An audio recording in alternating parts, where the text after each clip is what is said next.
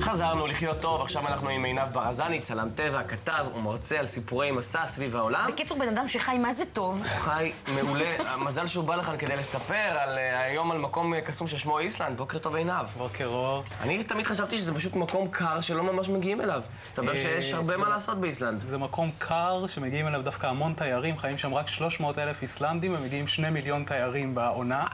העונה היא בקיץ, בין יוני לאוגוסט, אפשר להגיע גם בשוליים, אפריל, מאי, ספטמבר, אוקטובר, אבל בקיץ לא קר שם. מה הטמפרטורות באמת בקיץ? הטמפרטורות בקיץ 15-20 מעלות, גם מגיע ל-22-24 מעלות, ימים פחות גשומים מבחורף, אבל עדיין נהנים מהקרחונים שמאפיינים את איסלנד, וכמובן מחופי הים. רגע, 15-20 מעלות אני יכולה ללכת גם עם חולצה דקה. אני יכולה לעמוד על קרחון עם חולצה דקה, אני לא אמות מקור?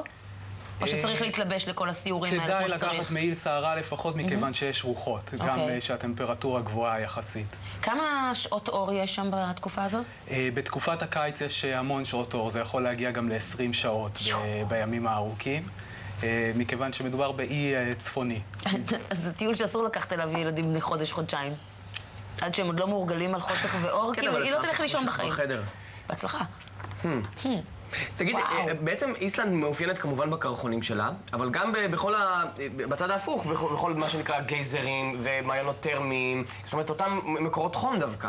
בדיוק, בעצם זה מין ניגוד, איסלנד בעצם מקיימת את המפגש בין אש לקרח, פעילות טקטונית ווולקנית, זה משהו שקורה שם על בסיס יומי, זה אי שיושב על מרכז השבר האוקיאני. ממש מרגיע.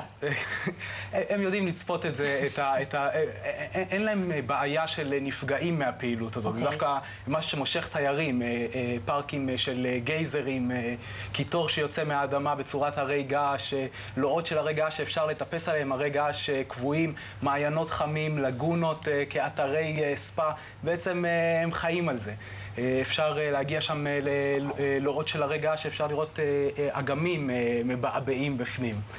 פארקים של גייזרים זה משהו מאוד מרשים, וכל זה לצד קרחונים והמון מים, יש שם בעצם אין סוף מפלים באיסלנד, אין להם בעיית גשם. סוג של ג'קוזי בטבע, כל המעיינות החמים האלה, נכון? נכון. הם גם... אפשר להיכנס, שוב, אני לא אמות מקור, אני נורא בלחץ מהקור. לא, האמת שהאיסלנדים הם חובבי ג'קוזי, סאונות, ספא, מעיינות חמים, בעצם בטיול שם אפשר ללון בבקתות בצורת צימרים, וכל בקתה זה מאסט שיש שם איזה ג'קוזי, וגם כשיורד שלג בלילה הם יושבים בג'קוזי. ג'קוזי בטמפרטורה של בין 38 ל-40 מעלות, שומר על הטמפרטורה, לכל אחד יש שם איזה תחנה גיאותרמית שבעצם שואבת מים מלוא כדור הארץ, ולא מתים מקור. כשיוצאים קר, צריך לשים מגבת ולרוץ לבקתה. אפרופו קור, אנחנו בתור תיירים ישראלים שמגיעים לאיסלנד, המעיל שאני סוחב איתי בבית, הוא מספיק לי גם לטיול באיסלנד, או שאני צריך להצטייד בלבוש מיוחד? תלוי מתי ותלוי לאן אתה הולך. כלומר, אם אתה הולך בעונה שהיא הקיץ, כנראה שזה יספיק. אם אתה הולך לטפס על קרחון, תצטרך לקחת הדרכה, ביגוד מתאים, קרמפונים, שזה נעלי דוקרנים, מקוש, ולצאת כמו שצריך. כן, זה דוקרנים על מנת ללכת על הקרח, להיכנס למערות קרח כחולות.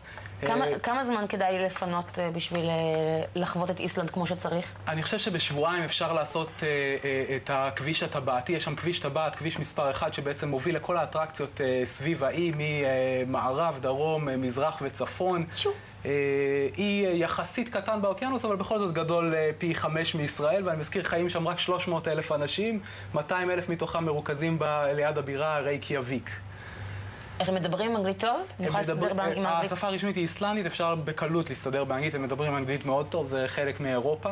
איך מגיעים לשם אגב, מבחינת טיסות? מגיעים דרך מערב אירופה, לונדון או אמסטרדם, זו טיסה שלוקחת כ4 עד 5 שעות ועוד 3 שעות לאיסלנד. זה 8 שעות נטו במטוס להגיע לשם. לא נורא. לא נורא, אבל יחסית רחוק. יצא לך לצפות בלוויתנים כשהגעת לשם? כן, אז יש שם גם שייט באמת לראות לוויתנים, גם ליד המפרץ ברייקייאביק וגם בעיר צפונית יותר שנקראת הוסאוויק. ויק אגב זה בא מהמילה ויקינג, זה מפרץ בשפה נורדית עתיקה.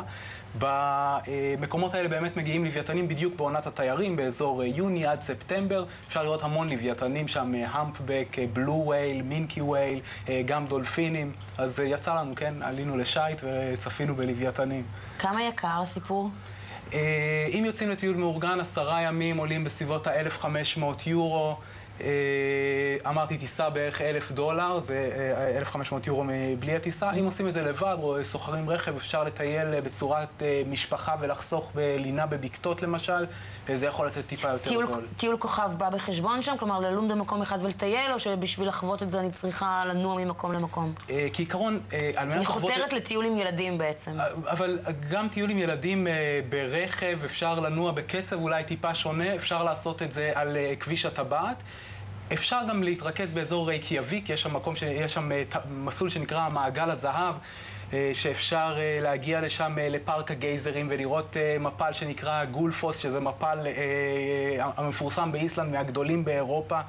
שמורות של ציפורים אפשר לראות במקום הזה, וכל הדברים שקשורים בעצם לייחוד של איסלנד, אם זה קרחונים, אם זה מפרץ לראות לוויתנים, וכמובן הלגונה הכחולה, שזה כמו האייפל לפריז, זה הלגונה הכחולה לרייקיאביק, זה אתר ספא ענקי, ליד תחנה גיאותרמית, מים בגוון טורקיז. יש גם טיול מיוחד לצפייה בבלונדיניות ובלונדינים. הם בלונדינים באיסלנד? הם מאוד יפים, כן. מה הם יהיו אם לא בלונדינים? הם ויקינגים, כמו שזה חסונים, גבוהים, יפים. גבוהים, גדולים, רחבי כתפיים וצרים מותניים. נשמע לך... איסלנד זה זאת שבעצם הייתה אמורה להיות כולה קרח, אבל יש בה גם טבע ירוק, נכון? ההיפוך בין איסלנד לגרינלנד. גרינלנד יותר לבנה. איסלנד באמת יש בה טבע ירוק, כן, הרבה יותר. זוכרת, מכיר את הסיפור הזה, לבלבל את האויב, שגרינלנד זה בעצם היותר קרחית, והאיסלנד, כאילו האייס, היא יותר ירוקה. אני מאוד אוהבת את הסיפור הזה. שמחה שריגשתי אותך. ענבר זני, תודה רבה לך. תודה לכם. נשמע מעניין איסלנד. ומאיסלנד אנחנו עוברים לקרטים. למשל? כן.